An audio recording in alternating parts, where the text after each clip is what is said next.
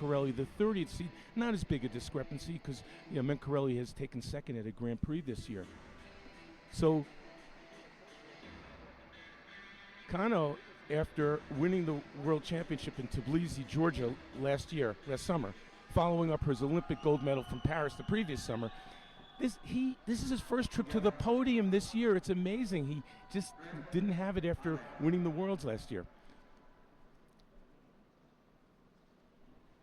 To get here, KANO beat Paganelli of Italy in the 64, his countryman Asami in the 32. He had a really tough one, 15-14, against the American Sam Imrek, and scored on an amazing flush to win that. And then he had another close one against Kongstad of Denmark, 15-13 to get here. So he had a bit of a tough road the last couple of bouts. Fortin started off the day of upsets, beating the number 7th ranked Svichkar in the 64, and then he beat Mastromarino of Italy, following up by beating Armoleo of Italy, and to get here he beat a former world champion of Hungary, Mate Thomas Koch, and here we are.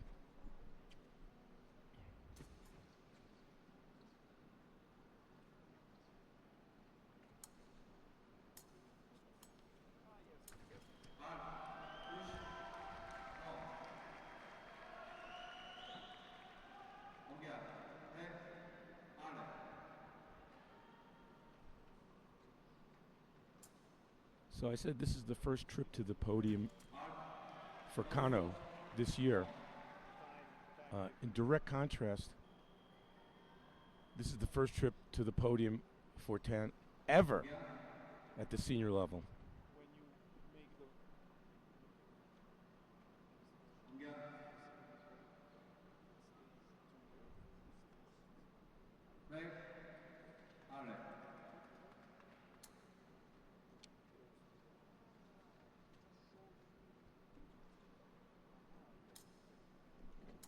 The referee is Jung Ji-man of Korea, and the video referee is David Sakvadze of Georgia.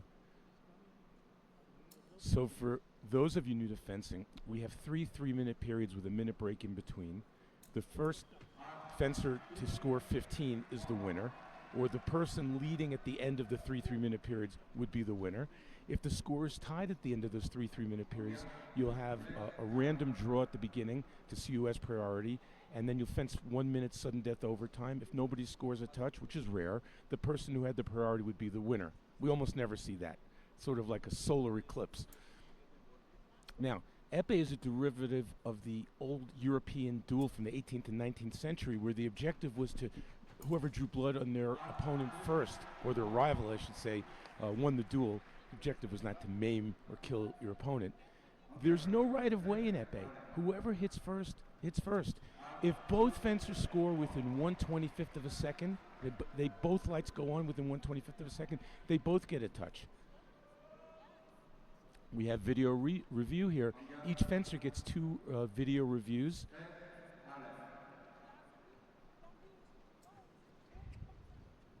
And the target area is the toe to the head. Anything goes, whoever hits first, and yes, it is a huge advantage if you have height and reach. Of course, you see a lot of the fencers who are shorter make up for the lack of height and reach with speed of foot and their blade. For instance, the defending world and Olympic champion KANO, I stood next to him. I'm about 6 feet tall, or maybe I used to be, and he's a few inches shorter than me. So it's not all about height.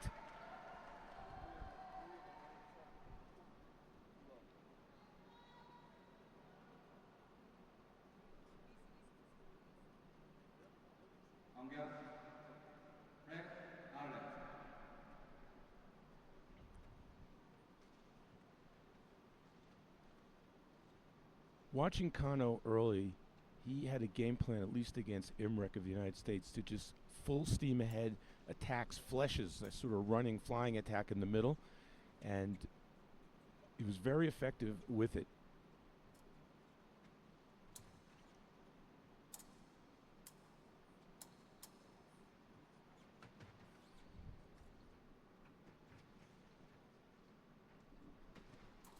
That's what I was talking about. But this time, Fortin was waiting for it. You can see he picked up the blade of Kano and made the riposte.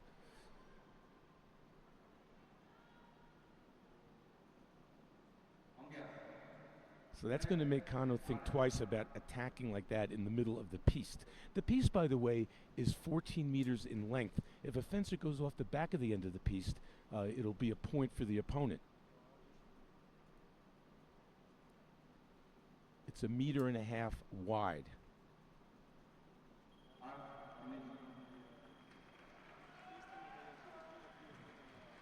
So we go to our first minute break, where the fencers can get a drink, speak with their coaches, towel off, regroup, as in the case of Fortin, to try to figure out plan B, because in épée, 3-touch lead could be significant because the fencers are able to get double touches. So if you're ahead and your opponent's trying to attack you, the longer, taller fencers are able to score double touches at will. It's a big advantage when you have the lead and you're able to score those double touches. I would say Fortin was really effective on that one riposte that we saw. Look for him to push Kano a little bit, be a little active, try to draw that attack by Kano again and see if he can pick up the riposte. Worked once, try again.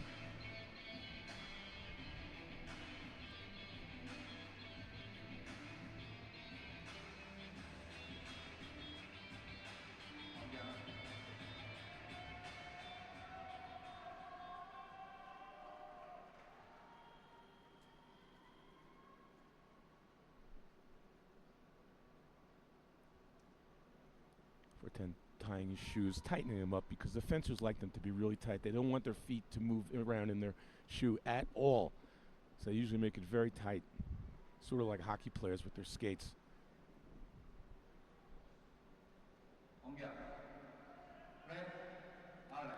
Second and final period here in the semifinals of the Medellín Grand Prix in men's épée, the final Grand Prix of the season in épée. And again, this time Kano attacked from way out of distance, too far. Fortin was able to see that, taking one retreat. So now, Fortin has negated Kano's best move that we saw earlier today, that flush attack, and has actually scored twice on it himself.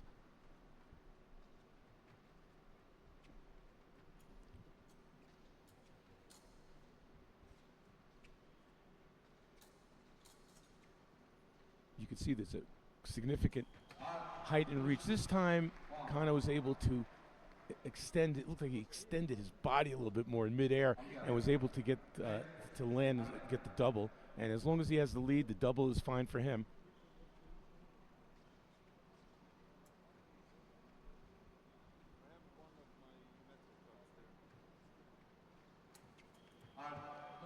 So the last two actions were not good tactics by Fortin. He doubled into the Kano's attack. Now he's been successful parrying that flush attack, but in that particular case, he just tried to counterattack, and that's not a winning tactic there.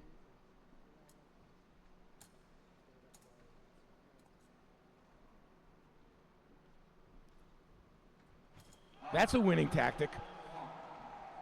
Nice attack, surprising Kano right in the middle. He's within one.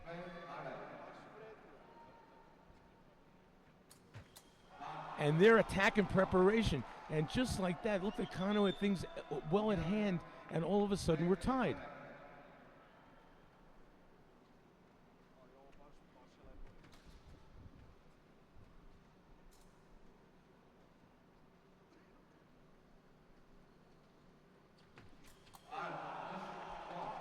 And look at this.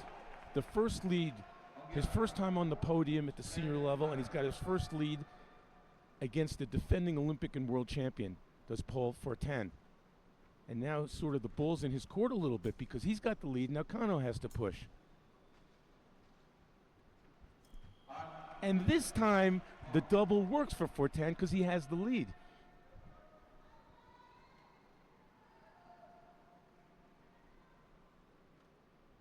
$12-11, I believe.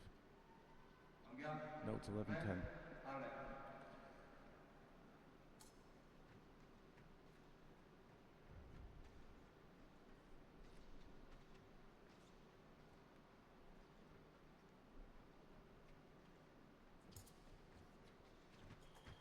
Oh my.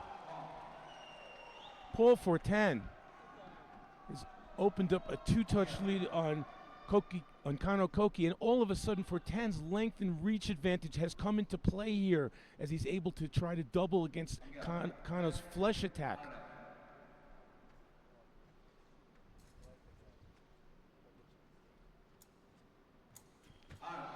And this time, it changed it up. If you heard the click, that's because KANO drew out Fortin's attack in preparation, and he picked up the blade and made the riposte. First time we've seen that from KANO.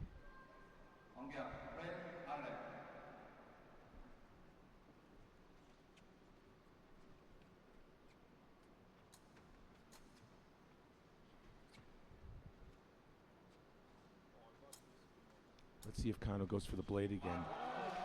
Ooh, a counterattack against the longer fencer. That was risky, and he got the reward and tied it up. Well, you have one person inexperienced on the podium, one with all the experience in the world. It's 12-12. You wonder what's going through Paul Fortin's mind right now. He's just 3 away from it would be a monumental upset, and certainly the greatest victory of his career.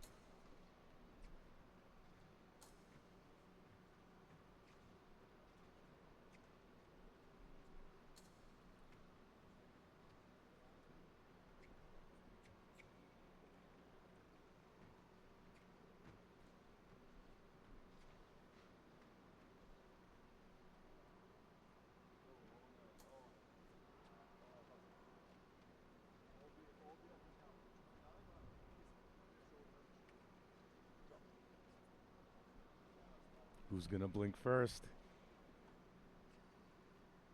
Both very tentative here at 12-12. Maybe they want to go to the break, think it over. Indeed, that appears to be the case. At the end of 2, we're tied at 12.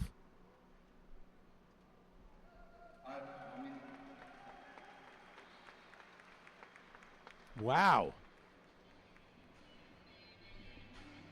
So quite a rally there for Paul Fortin in that period, and KANO was able to, and he fell behind by 2. It looked a little bit like he was in trouble, but the veteran was able to tie it up, and you have to believe somewhere as we get towards the end here, KANO is going to want to provoke and win or lose with his best action, not allow Fortin to use his best action, and KANO's best action appears to be the flesh.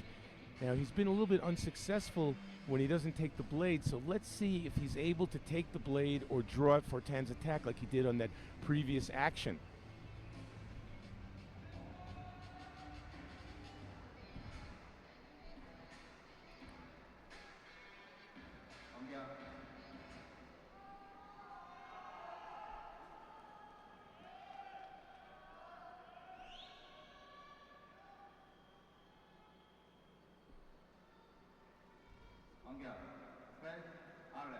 We're underway with the third and final period of the first men's semifinal, tied at 12 with number 1 KANO Koki against number 183 Paul Fortin, who's on the left.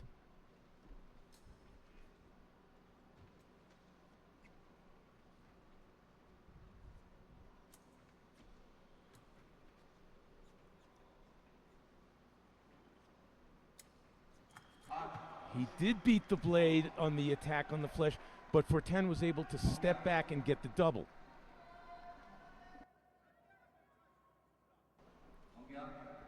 I think KANO's going to try second intention to try to draw it out, not to commit himself, try to get Fortin to commit himself.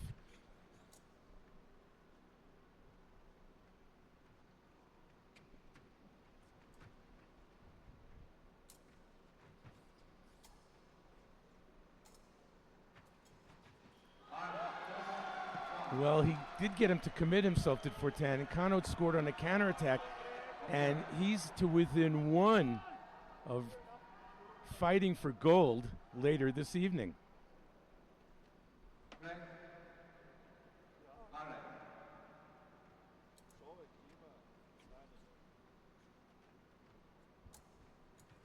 And there it is, the number 1 ranked fencer in the world squeaks through KANO Koki into the gold medal bout.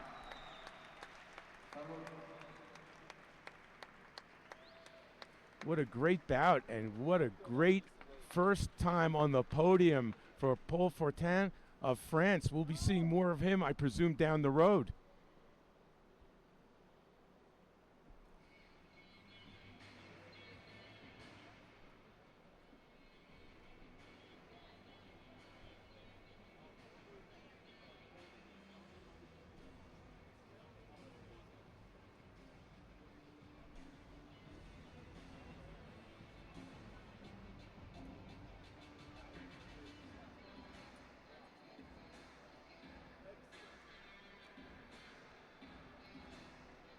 Kano saw the opening there, and Fortin was caught flat-footed for the winning touch there.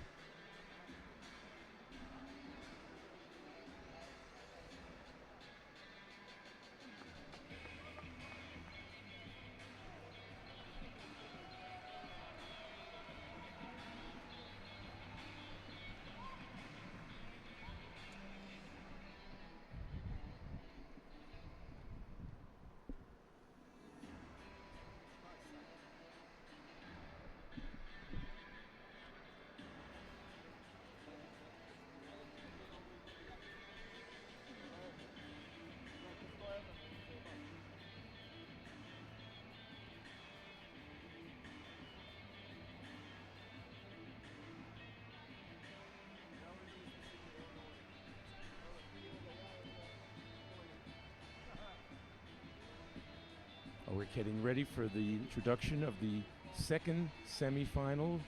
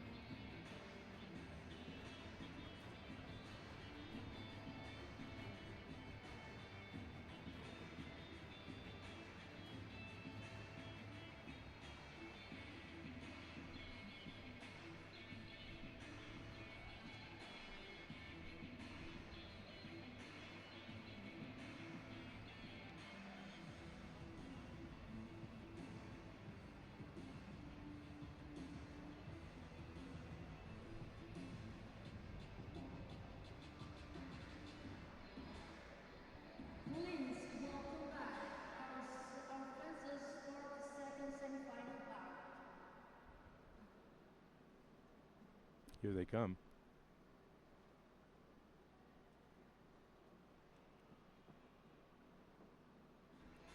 That's Matteo Galassi on the right. Simone Mencarelli, the taller fencer, on the left.